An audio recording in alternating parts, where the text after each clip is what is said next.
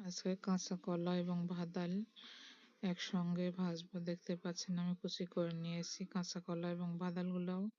তাতে সামান্য পরিমাণ লবণ এবং কিছুটা হলুদ দিয়ে রেখেছি।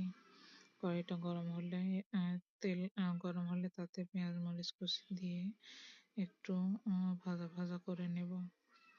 এবার তাতে আমি বাদাল এবং কলাগুলা কুচিগুলা দিয়ে একটু নাড়াচাড়া করে নেব যাতে লবণ হলুদটা মিশে যায়।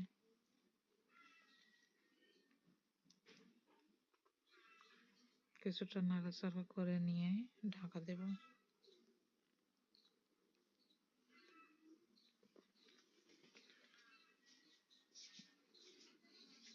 দেখতে পাচ্ছেন আমার ভাজাটা প্রায় হয়ে এসেছে।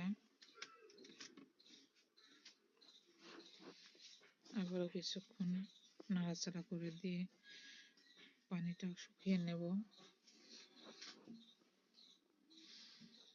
আমার ভাজাটা প্রায় হয়ে এসেছে, এবার নামিয়ে নেব পরিবেশনের জন্য।